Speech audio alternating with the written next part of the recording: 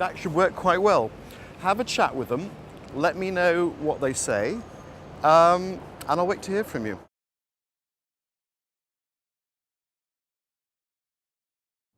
I'm a mediator. My job is to help people resolve their dispute. I handle all sorts of commercial and insurance cases, particularly those that have an entertainment licensing or IP element, or where the dispute involves both a commercial aspect and a personal dimension. Mediation is basically marriage guidance, but for businesses. So instead of people arguing about who's right and what the damage is, using an experienced, impartial person, they can help actually change the dynamics and resolve the problem. Yesterday, I was in Birmingham mediating a dispute which had been going on for over 6 years. We actually managed to settle it in under 6 hours. And when I say settle, that also involved drafting and signing an agreement that was a binding agreement. And as a result, when those people woke up this morning, for the first time in over 6 years, those problems are behind them now.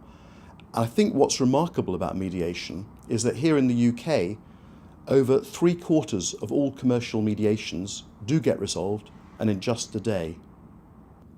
Mediation is important for businesses for 3 reasons. The first is that it's confidential. That means that a dispute can stay private and a relationship or reputation can be preserved. The second is that it's risk-free. Unlike going to court, there's no danger of coming away with an unwelcome ruling. In fact, the converse is true. You can come up with whatever solution you feel could work for you, and you can explore that. And the settlement terms are usually kept confidential. And if you want, you can also make them non-precedential. Now, no judge could give you that. There's also one other aspect, and I'm not sure it's one that businesses fully understand yet, which is you don't need to wait until the relationship has broken down or the damage has been done. In fact, like marriage guidance, it's a very, very effective way of sorting out a problem, keeping a relationship safely on track, and even strengthening it.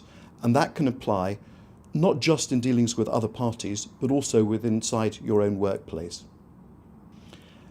Normally what happens is that ahead of the day, the parties send the mediator papers explaining their side of the case.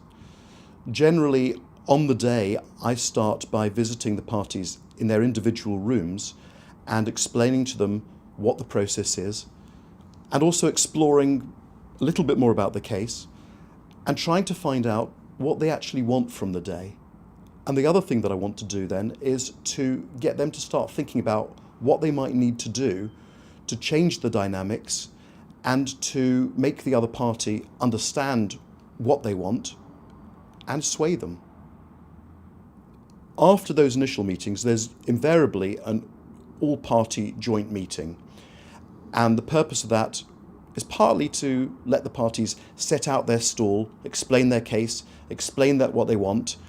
And in one sense, it'll be the only time often that you have the opportunity to tell the other client exactly what you think and what you feel and what the strength of your case is, without it being filtered through their own lawyers. So that can be very useful.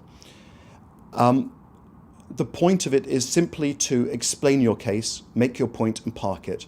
No one has a Damascus moment and says, fine, I'm going to write you a check there and then.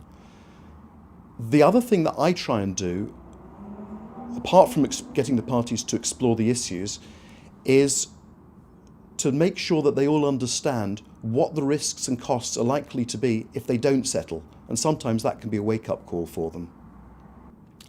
After the parties meet, they invariably go back to their own separate rooms. Quite often I will then engage in shuttle diplomacy between one room and another. But basically from then on, it's up to me to work out what I think is going to work best. It could involve another joint session. It could involve just talking with the advisor separately, even simply alone with the decision makers, but whatever I think is likely to make them more likely to settle. The other thing is that there's absolutely no downside to it. In those relatively few cases where it doesn't work, you're not in any worse position. In fact, generally you have a much better sense of what the case is really about and what the real settlement range is likely to be. But for the vast majority of cases, and for the vast majority of business people, it does work. It enables the problem to be resolved there and then, and for people to get on with their lives.